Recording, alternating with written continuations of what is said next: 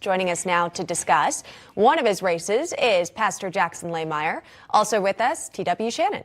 Guys, great to see you both. Thanks so much for coming on. What's interesting is you're both running in Oklahoma, wanting to be the GOP nominee, but in separate races. So we've got that clarified. Pastor, let's start with your race, if we could. You're challenging incumbent U.S. Senator James Lankford, and we'll take a closer look at where the polling stands. A recent Sooner poll showed Lankford has a substantial lead with about 73.6% of participants surveyed supporting him in the primary. You did come in second, though, 8.1%.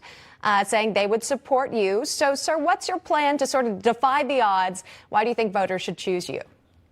Well, here's what I can tell you. Nobody with a functioning brain actually believes that poll. I mean, who'd they poll? His immediate family? We've done polling. We've seen other polls. Put Lankford at 46%, Lallmeyer at 41%, 12% break undecided. You know, we're right where we need to be. Here in the state of Oklahoma, people recognize the biggest problem we face is not crazy radical Democrats, but weak, corrupt, spineless Republicans like James Lankford who enable and empower those Democrats. We have a tremendous grassroots movement. We're going to shock the world tomorrow night. It's going to be a beautiful thing. Oklahoma is ready for some change, and we've seen that with the rallies that we have where thousands of people, I'm talking thousands of people, come out and attend our rallies. And then, you know, breaking news broke with James Lankford over the weekend saying that 13-year-olds can consent to sex. That's only going to drop his poll numbers. I'm telling you, we're going to shock the world. All right. We'll be watching, of course, the results. Also keeping an eye on TW's race. Your primary is going to decide which Republican will be on the ballot in the upcoming special election for retiring U.S. Senator Jim Inhofe's Senate seat. TW, I understand you're in a crowded primary with a dozen other Republicans here. We've got to take a look at the latest polling here. This is a News 9, News on 6 poll, SoonerPoll.com. It's got you in second place here to Mark Wayne Mullen. Polling ahead of you here. However, if you look at the undecideds here, about 40% still left to make up their minds. Why do you think they should choose you?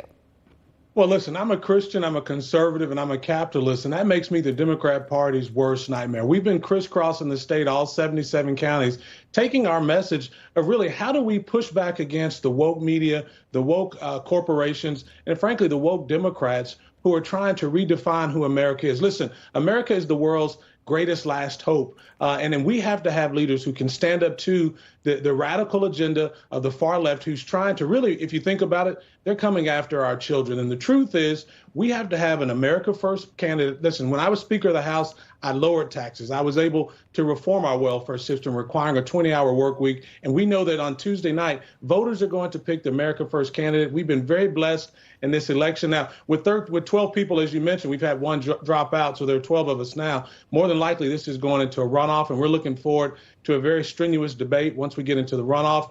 We've debated with several of our colleagues around the state, and we feel very confident that conservatives are going to rally on Tuesday night to pick the America First candidate, and that's certainly TW Shannon. On my website, TW for Senate, we talk about how we plan to win, not just the runoff, but certainly the general election as well. Well, let's dive into one of the issues that's likely weighing on voters' minds. Of course, following Friday's Supreme Court ruling, Oklahoma's own trigger law went into effect. That essentially banning abortion from the point of conception, except in cases of rape or incest or where a mother's life is at risk.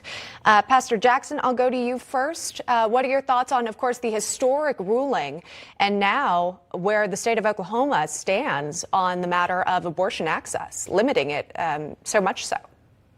Yeah, it's a beautiful thing because so many of us, I don't know if we actually thought it would actually happen in our lifetime that the Supreme Court would make this type of decision.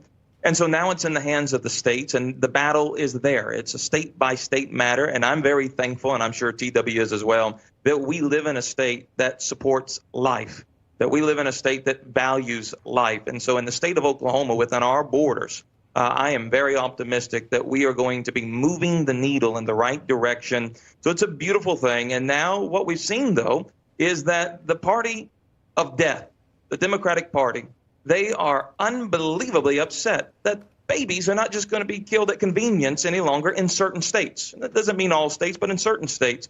And so we have to continue to fight because this battle is not over just yet. TW, I want to get your thoughts on the ruling again, too, and then where do you stand on perhaps additional funding for women who find themselves pregnant and then would be required to carry the child to term? Should there be financial assistance for women who might be suffering financially so? Would you consider the cost of a child?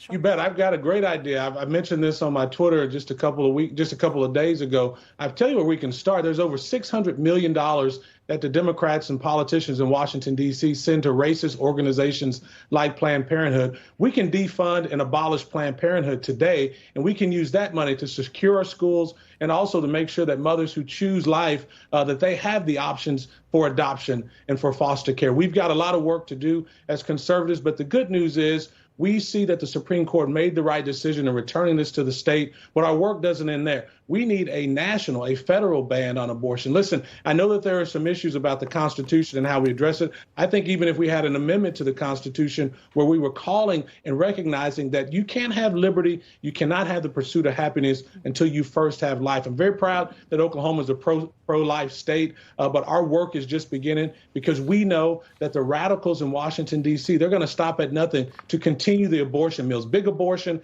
is one of the biggest funders of the Democrat campaigns, and we have to have leaders who can go to Washington and push against this woke agenda because we know that the real source of Planned Parenthood, the beginning, the genesis of Planned Parenthood was a name called the Negro Project because the whole idea was to exterminate the Negro race. And so don't let liberals tell you they care about Black Lives Matters until babies' lives matter, because that's what's important, protecting the sanctity of life. All right. We got to leave it right there. Both of these candidates making it very clear where they stand on the matter of abortion in this country, not only in Oklahoma there, and they're running for U.S. Senate. You'll have your voices as voters heard tomorrow.